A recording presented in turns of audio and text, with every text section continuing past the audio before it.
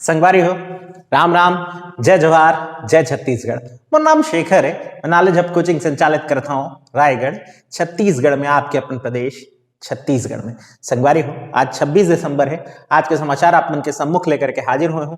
छुट्टी के बाद वाला जो दिन रहते ना, वो में समाचार निकाले में बहुत तकलीफ आते, काबर के कोई बड़े घटना घटे घल नहीं होते तो का समाचार निकल ही, लेकिन जितना मिल पाए है आप मन के सम्मुख लेकर के हाजिर हुए हूँ।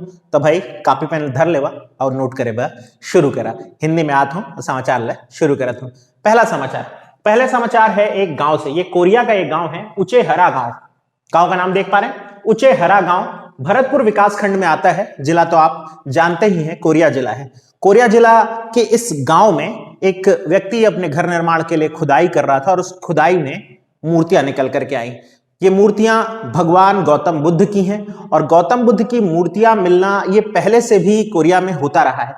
तो कोरिया में एक बार फिर से गौतम बुद्ध से संबंधित कुछ मूर्तियां निकल आई हैं। पुरातत्व विभाग अब इस पर शोध करेगा कि ये मूर्तियां कितने साल पुरानी है, लेकिन बहरहाल एक पुरातात्विक साक्ष्य का प्राप्ति उचेहरा गांव में हो चुका है। भरतपुर विकासखंड, जिला कोरिया। अगर आप कोरिया के बारे में और भी जानते हैं पर्यटन में, तो आपको पता ही होगा कि कोरिया जो है सीतामढ़ी, हरचौका, कोटाडोर जैसे ऐसे ही पुरातात्विक पर्यटन स्थलों के लिए ऑलरेडी जाना जाता है, जहां से खुदाई में मूर्तियां निकल आती हैं। अगर आप हरचौका की तरफ गौर करें तो ये ऐसा क्षेत्र है जहां पर रैंडमली कहीं भी खुदाई की जाए तो भी मूर्तियां निकल आती हैं। तो एक बहुत महत्वपूर्ण गांव के रूप में अब ये उभर सकता है उचेहरा गांव। और भी कुछ मूर्तियां हैं जो कि खुदाई के बाद अब सामने आने लगी है यहां से। तो इस न्यूज पर नजर बनाए रखिएगा और मैं तो साथ दूंगा ही दूंगा। अगली न्यूज, ऑपरेशन मुस्कान का आज एक डाटा सामने आया है। जो लोग ऑपरेशन मुस्कान को पहले से जानते हैं अच्छी बात है, जो नहीं जानते अब समझ लीजिए। ऑपरेशन मुस्कान छत्तीसगढ़ राज्य पुलिस के द्वारा चलाया जा रहा एक ऐसा अभियान है जिसमें गुमशुदा बच्चों की तलाश की जाती है। ये गुमशुदा बच्चे या तो किसी के द्वारा बहला फुसला करके दूसरे राज्यों में ले जाए जाते हैं, कुछ ऐसे बच्चियां होती हैं जिनको झूठे प्रेम प्रकरण आदि में फंसा करके बाहर ले जाया जाता है, और कुछ ऐसे बच्चे होते हैं जिनको जबरदस्ती यहां से दूसरे राज्यों या दूसरे शहरों की तरफ ले जा करके बाल मजदूरी करवाई जा रही होती है। छत्तीसगढ़ पुलिस ऐसे बच्चों को तलाशती है और वापस उनके माता पिता तक पहुंचाने का काम करती है, और इसी अभियान का नाम दिया गया है ऑपरेशन मुस्कान। इसमें 5000 से भी अधिक शिकायतें दर्ज हो चुकी हैं, लेकिन आपको यह जानकर के और अच्छा लगेगा कि इन शिकायतों में से बहुत का निराकरण हो चुका है। छत्तीसगढ़ में 4317 गुमशुदा बच्चों को ढूंढ करके उनके माता पिता तक छत्तीसगढ़ पुलिस पहुंचाने में कामयाब रही है। तो छत्तीसगढ़ पुलिस बधाई की पात्र है इस मामले में। और अगर बात करें तो इस अभियान में जो बच्चे प्राप्त होते हैं उनमें से बहुत सारे ऐसे होते हैं जो गृहस्थी बसा चुके होते हैं, लेकिन अपने माँ बाप से मिल पाना सालों बाद भी ये उपलब्धि तो होती है। अब बात करते हैं अगली न्यूज पर। पंडरी में जेम्स एंड ज्वेलरी पार्क निर्माणाधीन है, ये तो आपको पता ही है, और वो विवादित भी है, ये भी शायद आप जानते होंगे। अभी हाल में इन सब चीज के परे दुकानों के लिए टेंडर निकालने की प्रक्रिया शुरू हो गई है। ऐसा माना जा रहा है कि 500 दुकानें होंगी परिसर में, जो कि सिर्फ जेम्स एंड ज्वेलरी से संबंधित होगी। वैसे तो दुकानों की संख्या 1000 से भी ज्यादा होने वाली है, लेकिन जेम्स एंड ज्वेलरी संबंधित यानी कि रत्न और आभूषण संबंधित 500 दुकानें होंगी और इसके लिए टेंडर जारी किया गया है।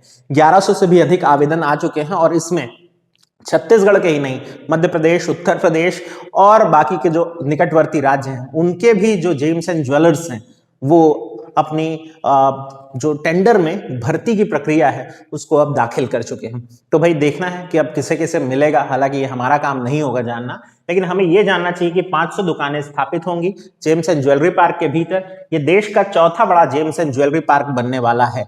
मुंबई में ऑलरेडी 2 है, सूरत में 1 है और फिर यहां बनेगा। एक मुंबई में है, एक नवी मुंबई में है और सूरत में है, और इसके बाद चौथा बड़ा हमारे यहाँ हो जाएगा। इसके बाद अगर बात करें तो ये 10 लाख वर्ग फीट क्षेत्र में 10 लाख वर्ग फीट क्षेत्र में फैलेगा। 10 मंजिला इमारत होगी और इसके कॉम्प्लेक्स के परिसर में और भी अन्य दुकानों को स्थान दिया जा रहा है। साथ ही साथ प्रदर्शनी लगाने के लिए जगह का भी आवंटन किया जाएगा। अब बात करते हैं नॉन टीयरेबल मार्कशीट पर। तो ये एक फनी सी न्यूज है, फनी है लेकिन इंपॉर्टेंट है उन बच्चों के लिए जो कि अभी अध्ययनरत हैं, पढ़ाई कर रहे हैं विश्वविद्यालय में, और वो भी अटल बिहारी वाजपेयी विश्वविद्यालय बिलासपुर वाले। नॉन टीयरेबल मार्कशीट दी जाएगी इन बच्चों को। यानी आप कितना भी नाराज होकर के अपनी मार्कशीट फाड़ना चाहें, ये मार्कशीट फटेगी नहीं। ऐसे मार्कशीट बनाने का ऑर्डर ऑलरेडी दिया जा चुका था और इस बार छात्रों को जो मार्कशीट प्राप्त होगी उनकी, अटल बिहारी वाजपेयी यूनिवर्सिटी के जो छात्र हैं उन्हें, तो वो चाह करके भी उसे फाड़ नहीं सकेंगे। तो देखें बचा करके रखें। हम तो संभाल करके रखते थे कि कैसे बचा करके रखना है, वरना भविष्य में दिक्कत आ सकती है। तो अब देखें, शायद आप ऑलरेडी सुरक्षित रखेंगे अपनी मार्कशीट। अगली न्यूज पर आते हैं। कार्बन स्टॉक गणना। कार्बन स्टॉक गणना से लेकर के एक समाचार आया है और ये न्यूज मुझे आज के डेट का सबसे महत्वपूर्ण न्यूज मिला, तो इसको थोड़ा सा ध्यान दे करके हम समझते हैं। कार्बन स्टॉक की गणना छत्तीसगढ़ के वन क्षेत्रों में की जाने वाली। पहले चीज ये समझते हैं कि इसका उद्देश्य क्या है। इसका उद्देश्य है कि छत्तीसगढ़ के जंगलों में जैव विविधता का प्रतिशत कितना है या जैव विविधता की क्या संभावना है, इसको जानने के लिए कार्बन स्टॉक परीक्षण किया जा रहा है। दूसरा प्रश्न यह बन सकता है कि यह कौन कर रहा है। यह काम कर रहा है देहरादून भारतीय वानिकी अनुसंधान परिषद। इसके बहुत सारे लोग यहां पहुंच चुके हैं और यह कार्य पहले चरण में, प्रारंभिक चरण में शुरू भी हो चुका है। आपको पता ही है कि देहरादून में ही है भारतीय वानिकी अनुसंधान परिषद। ये ऐसे भी प्रश्न बनता रहता है। तीसरी, कहां से शुरू किया जा रहा है? शुरू किया जा रहा है मरवाही वनमंडल से। तो 3 प्रश्न तो हमारे पास तैयार हो गए। चौथा प्रश्न यह बन सकता है कि कितने वनमंडलों में तैयार किया जाएगा इस तरह का कार्बन स्टॉक परीक्षण गणना। 4 वनमंडलों में किया जाएगा, जिसकी मरवाही से शुरुआत हुई है और जहां तक मेरा मानना है उत्तर, दक्षिण, पूर्व और पश्चिम के 4 वनमंडलों में यह गणना की जाएगी। इसमें मरवाही यानी पेंड्रा जिले के भीतर आने वाले वनमंडल से शुरुआत हो गई है। और आपको यह भी पता ही होगा कि मरवाही वनमंडल भालुओं के लिए जाना जाता है और खासतौर पर सफेद भालू तो मरवाही वनमंडल में देखा गया है। तो वहां से शुरुआत हो रही है। अब आपको बता दें कि इसमें करना क्या होता है। इसमें 5 ऑब्जेक्ट्स, 5 चीजों का कार्बन स्टॉक परीक्षण किया जाता है, जिसमें सूखी पत्तियां होती हैं, इसके अलावा घास होती है उस क्षेत्र की, उसके अलावा जड़ें कितनी गहराई तक धसी हुई हैं और उस पर कितनी कार्बन की मात्रा है, इसके अलावा झाड़ियां और मिट्टी, इन 5 चीज पर परीक्षण किया जाता है और कार्बन स्टॉक की गणना की जाती है। इसके लिए एरिया जो है वो 0.1 हेक्टेयर का एक रैंडमली लिया जाता है। 0.1 हेक्टेयर एरिया को गोल करके उस क्षेत्र में मिलने वाले इन सभी 5 चीजों पर परीक्षण किया जाता है। जितनी ज्यादा कार्बन स्टॉक की मात्रा होगी उतनी ही ज्यादा जैव विविधता होने की संभावना बढ़ जाती है। उम्मीद करता हूं ये न्यूज आपको समझ में आ गई होगी। और क्या आप जानते हैं भारत का सर्वाधिक जैव विविधता स्थल कौन सा है? एकदम सही, आपको पता था। तो ये है पश्चिमी घाट, साइलेंट वैली। पश्चिमी घाट क्षेत्र सह्याद्री पर्वत का दक्षिणी वाला हिस्सा और उसमें साइलेंट वैली नाम की जगह या शांत घाटी जो कि केरल में पड़ती है, ये भारत का सबसे बड़ा हॉटस्पॉट या तप्त जैव विविधता स्थल है। इसके अलावा हिमालय की जो तराई क्षेत्र है वहां भी जैव विविधता बहुत पाई जाती है। अब बात करते हैं अगली न्यूज पर। अगली न्यूज है कटड़ा बनिहाल रेल संपर्क योजना। ये न्यूज भी बहुत महत्वपूर्ण है, राष्ट्रीय दृष्टि से भी और राज्य की दृष्टि से भी। पहले राष्ट्रीय दृष्टि पर बात करते हैं। कटड़ा से बनिहाल रेल संपर्क योजना प्रधानमंत्री नरेंद्र मोदी जी की एक बहुत महत्वपूर्ण योजना है जो कि काफी दिनों से चल ही रही है। इस योजना का उद्देश्य है कटड़ा वाले क्षेत्र को बनिहाल वाले क्षेत्र से जोड़ना और रेल मार्ग को सुलभ बनाना। ये जो पुल बनने वाला है चिनाब नदी पर बनेगा और ये पुल 359 मीटर ऊंचा होगा। 359 मीटर ऊंचा ये पुल भारत का, दुनिया का सबसे ऊंचा पुल होगा। अगर आपको इस पुल की ऊंचाई पर एक अनुमान समझना है तो दुनिया के सबसे ऊंचे टावर में से एक एफिल टावर जो कि 324 मीटर ऊंचा है, ये उससे भी ऊंचा होगा। बन रहा है चिनाब नदी पर और कनेक्ट करेगा कटड़ा को बनिहाल से। उम्मीद है ये सारे फैक्ट आप समझ गए होंगे। तो अब आते हैं, अच्छा फीट की ऊंचाई भी जाननी थी। 1177 फीट की ऊंचाई, 1177, ये बहुत ऊंचाई होती है। खैर, तो अब आते हैं अगले फैक्ट पर। ये हम क्यों पढ़ रहे हैं? हम इसलिए पढ़ रहे हैं क्योंकि इसके निर्माण में जो लोहे की गार्डर लग रही है, लोहे की प्लेट लग रही है, वो छत्तीसगढ़ तैयार करके दे रहा है। छत्तीसगढ़ के भिलाई में स्थित एक संस्थान है, एक संस्था है जिसका नाम है एटमास्को नंदिनी कंपनी। एटमास्को नंदिनी ये निजी क्षेत्र की एक निर्माण इकाई है, भिलाई में संचालित होती है और इसे ही जिम्मेदारी दी गई है इस पुल के लिए गार्डर प्रोवाइड करने की। तो भाई जब आप सबसे ऊंचे पुल पर कभी यात्रा करने पहुंचे तो ये विश्वस्त होकर के पहुंचिएगा कि वहां छत्तीसगढ़ का लोहा लगा हुआ है। ये जानिए कि उस लोहे की ड्यूरेबिलिटी 40 साल तक बिना जंग लगे रह सकने की। अब बात करते हैं अगली न्यूज पर। दंतेवाड़ा का टेलीमेडिसिन सेवा यह नीति आयोग के द्वारा सराहा गया है। नीति आयोग ने इसकी प्रशंसा की है। नीति आयोग क्या है ये तो आप जानते ही हैं। तो अब ये जानते हैं कि टेलीमेडिसिन सेवा है क्या और कैसे संचालित हो रही है। टेलीमेडिसिन सेवा, इसका सीधा सा मतलब है कि इंटरनेट के माध्यम से लोगों को स्वास्थ्य सुविधाएं पहुंचाना। छत्तीसगढ़ में ऐसे बहुत सारे क्षेत्र हैं जो नक्सल प्रभावित हैं, दुर्गम क्षेत्र हैं जहां डॉक्टरों का पहुंच पाना, स्वास्थ्य अमले का पहुंच पाना सीधे सीधे संभव नहीं हो पाता है।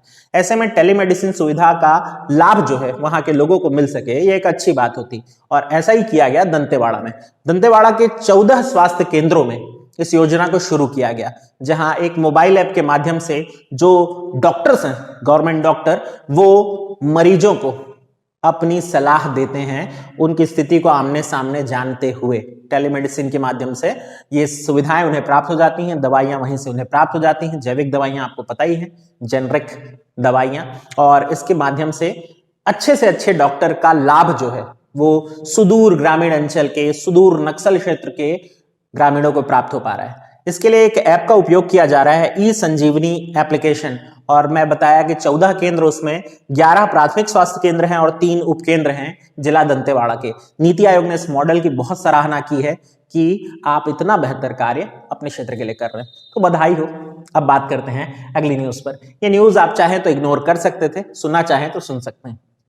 छत्तीसगढ़ बोर्ड, जिनकी किताबें पढ़ करके सीजी बोर्ड के जो बच्चे हैं वो पास होते हैं, अपने कैरियर को आगे बढ़ाते हैं। आप और हम में से भी बहुत सारे लोग होंगे जो कि छत्तीसगढ़ एजुकेशन बोर्ड की किताबें पढ़ करके ही आए होंगे। आप सब जानते हैं कि इसमें कितनी खामियां रहती थी, कितनी गलतियां रहती थी।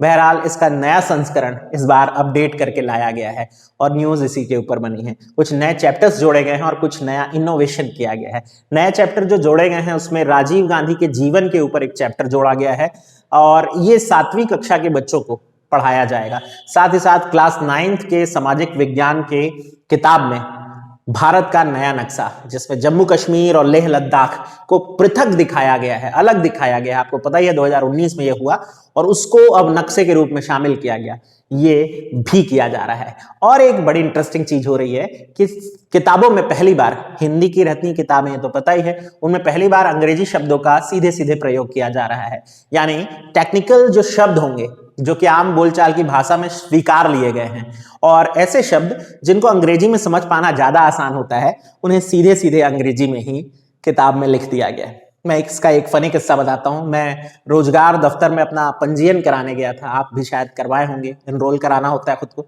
तो वहां मुझसे पूछा गया कि आपने किस विषय में अपनी डिग्री हासिल की है, और मैं बोल पड़ा कि इंफॉर्मेशन टेक्नोलॉजी।